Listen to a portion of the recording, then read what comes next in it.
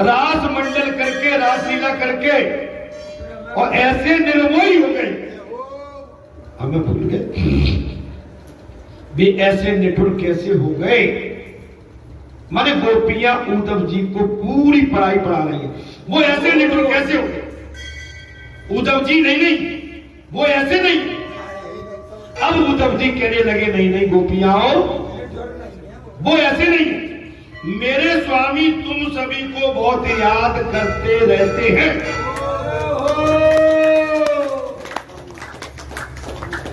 मेरे स्वामी ऐसे नहीं है, वो आप सबको बहुत बहुत याद करते हैं।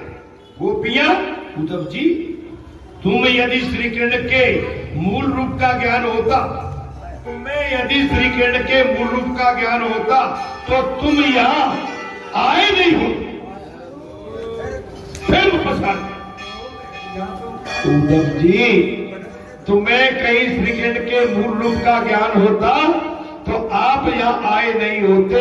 तुम्हें ब्रह्म ज्ञान की बातों से, तुम्हें ब्रह्म ज्ञान की बातों ने भरमा दिया, भटक गए। अरे एक बात है मेरे बाबा, आपको लगता है चलो बालाजी ठीक है, चलो करे धाम पे, चलो बागेश्वर धाम पे, चलो फलाने जगह, मेरा हाथ देखो, बाबा पे तो गए थे, वहां फायदा नहीं पड़ो, चलो जा पे नाइजर फोटू, बापे नाइजर फोटू। अरे भाई, एक को पकड़ लो। नहीं, ये नहीं कहता किसको पकड़ो, यहां पकड़ो, किसी को पकड़ो, लेकिन एक को पकड़ो। भैया ये तो बड़ा जादूगर है, जादूगर। सच्चे दरबार, ये अच्छे अच्छों की नजर उतार देता है। इसकी पूंछ में ऐसी ताकत है, नजर उतारता है, और नजर नहीं उतरवाता तो पूंछ में लपेट के फिर पटकता भी है।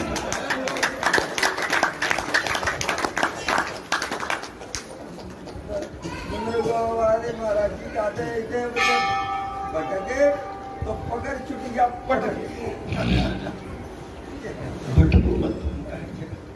आप सियानों के पास चले जाते हो, आपने कही जे दे दो बलि, क्या तुम चक्कर में पड़े भाई। मैं तो कह रहा हूं कि सिद्ध स्थान सब है, आप सीधे भगवान के जो भी स्थान है, आप जिस रूप में भगवान को याद करते हैं, आप उनके पास पहुंचो। आपको भटकने की आवश्यकता संसार में कदापि नहीं है। और उद्धव जी को महाराज गोपिकाओं ने यही बता दिया, बोले तुम्हें वास्तव में भगवान श्री कृष्ण के वास्तविकता का आपको आभास होता तो यहां तक नहीं आता। तुम्हें ब्रह्म ज्ञान की बातों ने भरमा दिया। ज्ञान,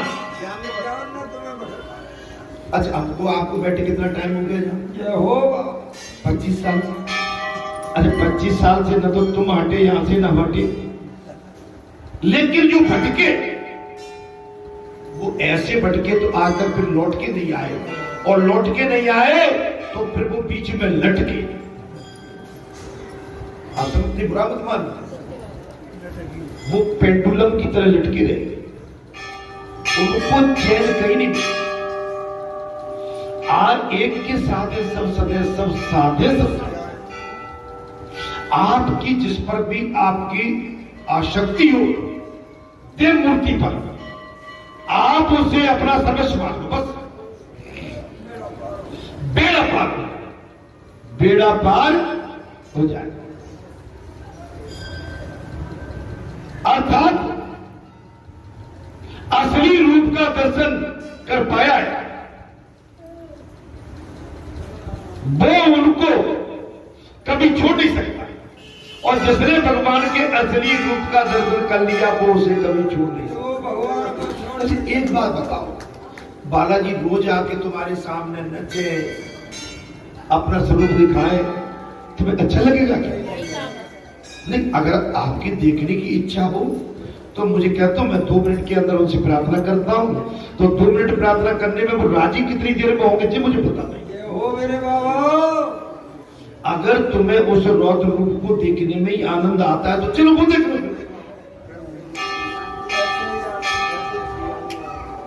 और जब बढ़िया प्रेम की कोई बतरावन हो रही हो तो उस रौद्र रूप को देखने की आवश्यकता क्या है? एक बात बताओ, ऊपर से पानी बरस रहा है और नदियां चढ़ी रही हैं और बढ़िया से अपने मंद मंद गति से चली जा रही हैं, वो अच्छा लगेगा कि बाढ़ आ जाएगी तब अच्छा लगेगा? बाढ़ परेशान करती है, आंधी बाढ़ तूफान, इनसे बचना चाहिए। हवा मंद मंद मंद मंद हवा आएगी, भगवान के कई स्वरूप हैं, तुम उन्हें छोड़कर आए हो, ऐसा लगता है कि तुमने उन्हें पहचाना ही नहीं। सच्चे दरबार की जय। ये मूर्ति अंदर बाबा की 4.5 फुट 4.25 फुट की है, ठीक है। प्राण प्रतिष्ठा से पहले 2098 में 4 जून 1998 की बात है, कुछ नहीं था मंदिर, ट्रॉली में पूरी मूर्ति बदल गई। मैं कोई गपोरिया टाइप की बात नहीं करता हूं, ये आपको दर्शन नहीं हो रहे थे, ये मुझे प्रत्यक्ष दर्शन हो रहे। बोलो सच्चे दरबार की जय। आपको लगी कि 4 फुट की मूर्ति है और 1 2 3 पहलवान आए, बोले हम पीठ पर धर के भीतर धर देंगे। है भाई, अरे बाबा, अगर कोई टाइम पे है तो धर पाएगा? भगवान को कभी छोटे में मत आकलन करो, भगवान का आकलन छोटे में मत करो। भगवान की लीला कभी कभी बड़ी अपरंपार होती है। मैं आपसे वही तो अनुरोध कर रहा हूं। अच्छा, बालाजी सरकार ने कितने प्रत्यक्ष प्रमाण आपके सामने रखे, तो बालाजी भगवान को भगवान की हैसियत से तो देखो भाई आप, तो वो आप देखेंगे तो आपका हमारा दोनों तरफ से कल्याण हो। हे उद्धव, तुम जिसका संदेश लेकर आए हो, इस अनाथ ब्रज को वो कब श्राद्ध करेंगे?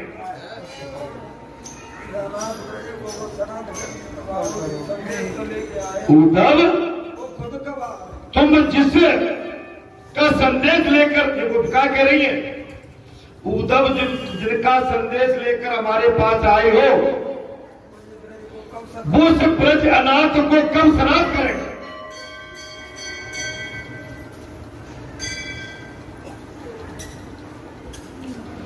कुछ समझ में आ रही है भाई? धन्यवाद। हे उद्धव जी, आप जिनका संदेश लेकर आए हो, हम अनाथ ब्रज को वो श्राद्ध कर करेंगे। गोपियां पागल सी होकर विलाप करने लगी, गोपियां पागलों की तरह होकर विलाप करने लगी हैं। वृक्षों में से श्री कृष्ण का रूप निहार कर वृक्षों को आलिंगन करने लगी और ये रहकर यही मेरे श्री कृष्ण, वृक्षों से लिपट गए, यही मेरे श्री कृष्ण। उद्धव, अब उद्धव जी गहरी सोच में डूब रहे थे। ये गोपिकाएं, ये नंद जी जसोदा पालने में, घर में, अग्नि में, वृक्षों में, जल में, धरती में, कड़कड़ में श्री कृष्ण ब्रह्म के अस्तित्व का अनुभव कर रहे हैं। ये अनपढ़ गंवार होकर भी ब्रह्म की सर्व व्यापकता का अनुभव कर रहे हैं, अनपढ़ गंवार होकर भी वेदांत। देखो, अभी हमने क्या कहा था, हमसे बाबा ने कहा कि जाके कथा करो, हमने क्या कम वेद जानते नहीं, लेकिन जिस पर स्वयं परमात्मा हो जाए तो सोई जान होता है देव जन।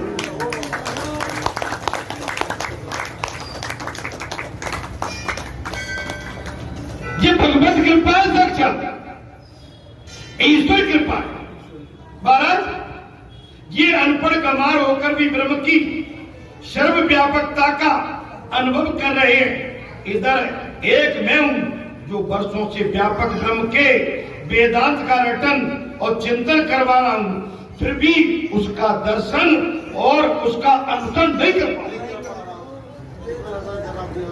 एक मैं हूं जिसने सारे वेदों का ज्ञान अर्जित कर लिया, लेकिन ज्ञान के घमंड में मैंने परमात्मा का जो वास्तव में जो उनके स्वरूप का दर्शन मुझे होना था वो नहीं कर। एक ये है, अनपढ़ होने के बाद भी भगवान से मिलन हो गया।